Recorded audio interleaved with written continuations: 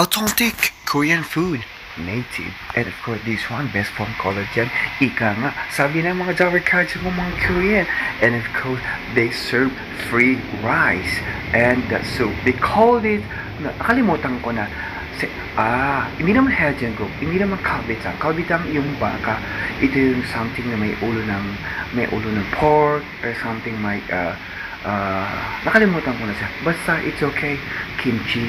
Oh, I remember, tawag nila dito, Sundekok pala tayo. And this is our food trip for today.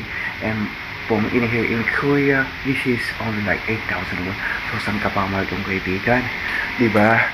All we do is enjoy and of course, fasten your seatbelt and relax. Watch my food trip right in here in Korea. Magandang gabi po sa inyong lahat and magandang umaga. Yes, mga Tower Cat, what's up po kayo lahat? Mega big shoutout to each everybody. We always inspired, never expired. Yes, magandang gabi po. Umaga sa inyo lahat. This one besides, I'm gonna from here in Korea. 안녕하세요. And of course, right now, we're gonna food trip. Yeah, road trip in here in Korea. In there, it's kasi nagugutom ako. Kasi yung food nila in here, it's yung like authentic food na may kini alikan no ko rin may lilina ako. Yeah, it's authentic food. Wow! Pero kung naman buy one take one ka rin. Oh, mas mura ka rin eh. Boto ka sa kaya bitaw magtinda ken. It's okay, just always gonna go eat yung authentic nila food kasama yung the panchan and of course the rest. The panchan and of course the kimchi. So, wow!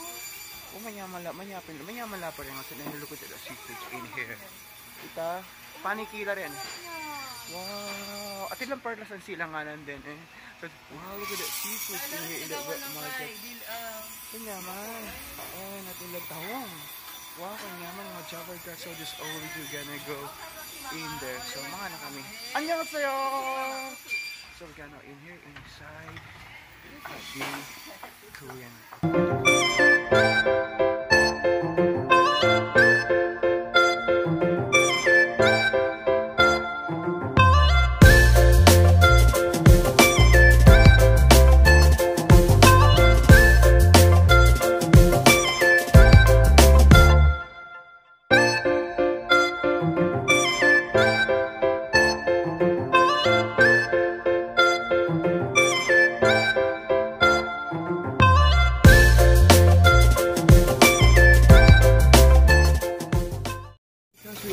Here the Korean wet market and then we're gonna go and eat authentic Korean native food. So let's go inside. Wow! Kumusta po nga lasong besides sa Mindanao? And dito na yung everything kanila mga food. Wow! Look at that. So we got street food trip right in here in Korea. So let's go inside. Let's find out. Niluluto na yung authentic restaurant. Sana kung bago ko lang siya subscribe, comment dyan. Siyempre, tara dito sa loob. Yeah, it's really good because right now we'll do the kimchi.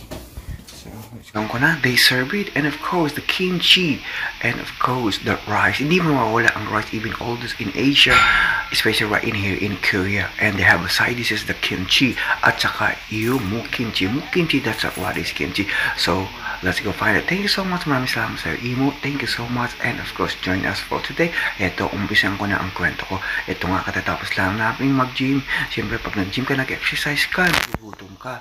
Pag may time kasi day ko nga kahapon, ngayon ko lang dinab ito. Siyempre, maingay-ingay ang aking kasama, ang aking kasing-kasinan. Nasing asim-asim ko. So, of course, I put the rice. At nilagyan ko pala siya ng asin. Sabi niya, super alat. Wag masyadong maalat. Napagalitan patuloy ang yung lingkod. No, but it's alright. Is super tabang, and ikaw na ang magdadagdag ng something pepper and of course the salt. This is really good and is very healthy and affordable. And I put a pepper in here. This one is only like 8,000 won. Wala pa siyang almost like $6. And of course the most important is meron silang parang shrimp na parang bagong sa atin. Yun palang ulam na lagyan mo lang siya ng suka or something like what you call that, lagyan mo siya ng kalamansi at saka meron kang kanin. Wow, it's the best. Saan ka magpunta? Siyempre sa Pilipinas, pag malamig ang panahon, kailangan natin sabaw. Higop lang ako ng higop hanggang nahigop ko na. ang katabi ko. And of course, this one is really good, healthy, especially in the winter. And of course, right now, March na in here in Korea, but it's super lamig pa. Kimchi and of course, rice is super delicious. Ito pa lang para sa akin, ulam niya. This is really good, and I like this. And I'd like to recommend this one sa ating mga travel guys, especially sa ating mga factory fan that they work in the night time. It's really good. Lalo na pag taglamig, lalo na pag sinasabi nilang iyagan, yun yung panggabi, lalo na panggabi ang trabaho ko. Malibasan, nagbibenta ako ng happiness. Oh my God, always remember behind the cloud there's a plane. Saan ka pa? May Cebu pa dabaw ka? Pasibu ako. Siyempre, sa araw na to, anyo nga tayo. And the soup, I like it. The soup is really, really, really good. And it's hot. Sabayan mo siya ng, hindi naman siya ganang like this spicy, but you can put spicy, and pag tinik mo sa bagoong na may, they put some pepper in here, and pinanood akong paano kumain ni Imo. Oh my God, isang subo para sa iyo ang gabi na to. It's really good at napakasarap, it's very healthy. My food trip experience right in here in Korea is really good, especially when I have time, but I can afford to eat in the expensive restaurant, but authentic and cheap restaurant, I can do it. Yes. Siyempre, kailangan natin mag-ipon. Kailangan natin magtrabaho. Pag nagtrabaho tayo, kumikita tayo ng pera. Pag kumita tayo ng pera, siyempre, and of course, sabi ni Imo, isawsaw ko daw doon sa bagoong yung meat, o sinawsaw ko, masunurin naman ako. Diba? Tapos, kanin. Yun nga. Sa namang kwento ko, yun nga, pag kumita tayo ng pera, siyempre, makakabili tayo ng pagkain. Pag bumili tayo ng pagkain, makakain tayo. So, makikita ng pagkain, yalakas ang katawan natin. Pag lumkas ang katawan natin, siyempre, makapagtrabaho tayo. That's the most important in our life. Saan man tayo magpunta, all over the world, ang ating kasipagan, ang ating kayamanan. And of course, isang higo pa na sabaw na para sa'yo. Yes. Parang parang pag-ibig lang yun. Diba? Parang kanin susubo. Parang ulang himalo. Yes. Kimchi ang tunay na himala at saka ang kanin. Parang, I should always remember na we always dreaming and our dream are come true. Yes, andito dun tayo sa K-pop world. Yes, in the kimchi world of Korea. San ka pa? Lahat na naikwento ko na. Pero walang katapusan. Pero napakasarap. Sayang din kasi. Naikwento ko ang buhay ko. Siyempre, naikwento ko ang buhay mo. Ikukwento natin lahat yan. Yes, siyempre, dito, ikaw lagi ang bida. We always inspire, never expired sa ating mga ka-W. Pag may time, yes, labas tayo, kain tayo. Ano yun? Tumala nga ako. Tininin ko yung menu. Oras na. Hindi ka kasi pwede magmadali because this one is spicy. You can dip and with the rice. Saan ka pa? Saan ka man magpunta all over the world? And of course, the authentic Korean native food is the best. Lalo na sa panahon ng taglamig. Sa panahon ng iniwang ka ng jowa mo.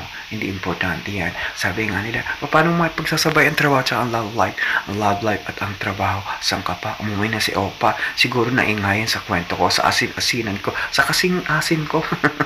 But it's alright. And of course, the kimchi is really good. Especially the mo kimchi na tinatawag nilang the rice kimchi. Siya nga pala, sa gym ako.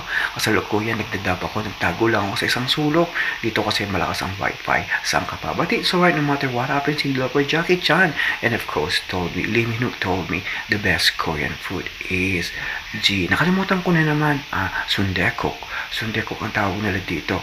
Meron siyang like the bisngi ng pork and soup at pinakulo nila ng matagal na panahon. Hindi ko lang, umabot yata ng 50 years sa kakapakulo. No, 8 no. I'm just worried. I'm just saying this only like hours pag pinakulo na ito. But kasi it's super tender. Saan ka pa? Maraming salamat po sa inyong lahat. Siyempre, sa pag-listen ng kwento ko. Para sa'yo, ang gabi na to. Tara na! It's like more spicy, but it's like very healthy at mura pa. Wow, ang sarap talaga. It's really good. Napakasarap at that before and after. It was really so awesome. 안녕하세요. Thank you so much to everybody. And of course, I'd like to recommend you if you're in here. This one is right in here in Songdan. This one is really awesome. Yes, thank you so much. Mula sa mga curious po subscribe comment down before down on my comment section. Maraming salamat po sa lahat. Bye-bye! Hi!